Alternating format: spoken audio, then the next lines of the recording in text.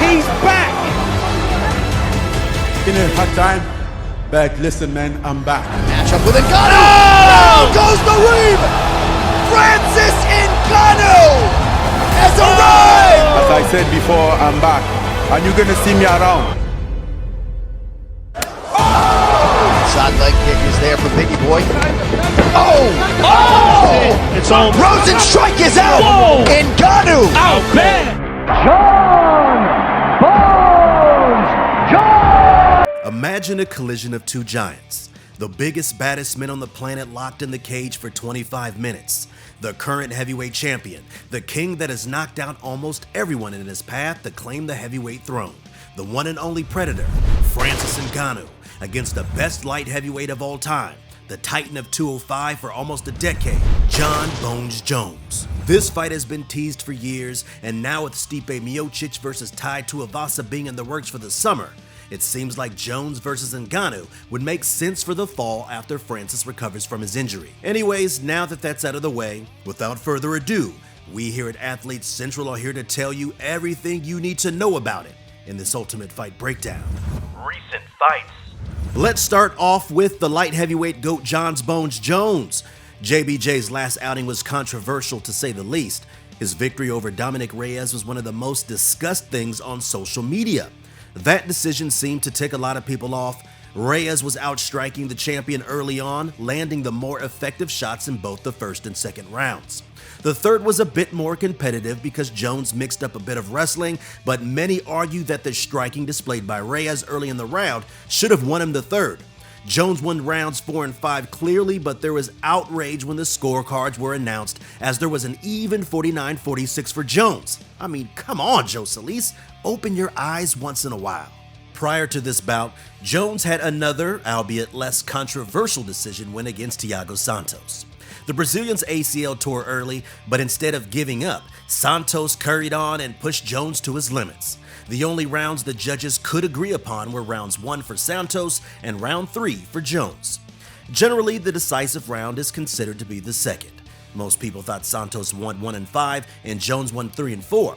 Most media members scored it for Jones as the 205 GOAT showcased his well-roundedness and overcame the strong Brazilian.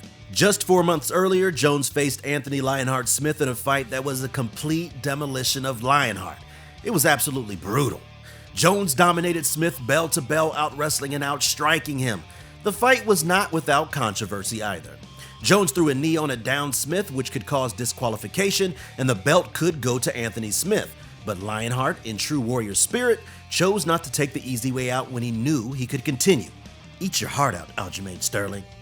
Then again, Funkmaster went home with the belt, and Smith did not, so who really came out on top? Hats off to Anthony Smith. His reputation is, he's just known to be so durable, and now I see why they call him Lionheart. I have never had anyone talk to me while I'm hitting them. It was amazing. This guy is so durable. He's like the Terminator. Wouldn't you guys love for Jon to be this active again? His prior fight against Alexander Gustafsson was only 2 months before the Smith fight. This was the rematch of the toughest fight of his career, but this time around, the Swede didn't pose the same problems, and Jones got a TKO win in the third round, ending all speculation around who the better fighter was.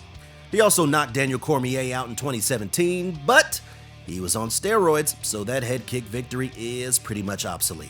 Now let's discuss the champion's recent fights, Ngannou 2.0.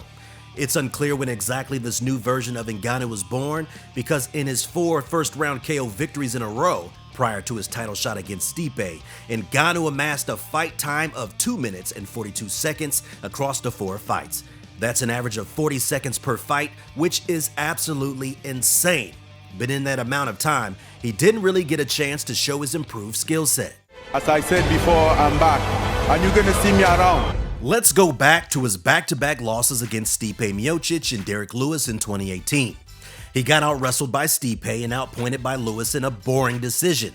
It was clear that something needed changing, and Francis seemingly changed it perfectly. The Predator first knocked out Curtis Blades, a matchup the UFC did on purpose to rid Ngannou of his shine because of some problems behind the scenes. They thought that now that Blades has gathered experience, his wrestling would be a nightmare for Ngannou in a rematch, but Francis handled him with ease despite being a plus 205 underdog.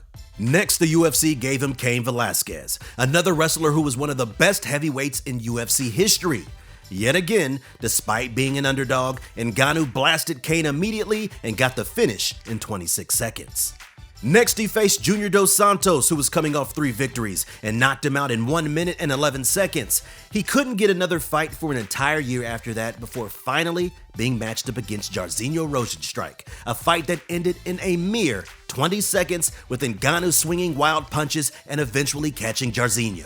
Next came his title shot against Stipe, the first time we really saw Ngannou 2.0 in action. His striking was very crisp, landing powerful leg kicks and being straight with his punches. He looked like a completely different fighter to the one that fought Miocic 3 years ago. When Stipe tried to take Francis down, which is the way he won the first fight, Francis stuffed the attempt effortlessly and actually landed a takedown of his own, asserting his dominance. At the start of the second round, 50 seconds in, Ngannou landed a bomb of a left hook that knocked Stipe out cold, bringing the heavyweight belt to Cameroon. The winner and new heavyweight champion of the world. Francis, how does that feel? Oh, Joe, I don't know if I can find a word, a vocabulary to express this, but it feels so amazing, bro, you know. His last fight was the title unification bout with interim champion and former teammate Cyril Gane. In the performance that really showcased perseverance, Ngannou came back from being 2 rounds down to winning the last 3 by relying on his newfound wrestling. In the first 2 rounds, Gane was landing some nice shots and making Francis miss, really going to work with the leg kicks in the second round. Things spiraled to the worst for Gane after Ngannou started using his wrestling in the 3rd round. Ngannou would have almost 8 minutes of control in the last 3 rounds, outstriking Gane in the 3rd and the 5th on the feet as well. Attributes. Shockingly, Francis is actually a year older than John. They are 35 and 34 respectively. It seems like Jones has been around for ages and Francis is just coming up. Nevertheless, this is around the age where most athletes peak, but JBJ, being the youngest ever UFC champion, has obviously peaked earlier. The fighters are both 6'4", and Jones's reach is only 1 inch bigger at 84 inches. Striking. Before getting into the statistics, it's important to point out that the 2 fights Francis had with Miocic and Lewis will have warped the statistics significantly since Francis didn't throw many strikes. Another caveat is that Jones has been around a long time and has seemingly declined in his last performances, failing to keep up with his previous feats. You would expect Francis to have better striking and Jones better grappling, but you never know. Anyways, let's get into it. In terms of striking, Jones lands 4.3 significant strikes per minute, almost 2 more strikes per minute than Ngannou, who stands at a lowly 2.33. This could be described by the fact that Francis is not a volume striker. He is looking for that one shot to close your lights out. Jones uses his kicks and jabs to stay active despite not landing many power shots. In terms of accuracy, Jones is ahead yet again, sitting at a cool 57%, 16% ahead of Ngannou's 41%. Again, the same explanation can be used for that, yet it is still impressive just how far ahead Jones is. In terms of strikes absorbed, it is sort of even. Jones absorbs 2.22 while Ngannou is at a 2.16, so it is very close. The same cannot be said, however, for striking defense. Jones has a defense rate of 64%, a whopping 23% higher than Ngannou's 41%. Jones is definitely a more technical striker than people give him credit for. In terms of power, it is a no-brainer. Francis is the most powerful man in the UFC. 10 of his 12 victories have come via KO TKO. Jones is not a slacker in that department either. 10 of his 26 victories have been in that fashion. Grappling. Obviously, we expect Jones to beat Francis out in this department after surprisingly besting him in the striking. JBJ lands 1.5 takedowns per 15 minutes, which is more than twice Ngannou's total of 0.76. His accuracy is lacking though, down at 44%, almost 20% less than Ngannou's 62.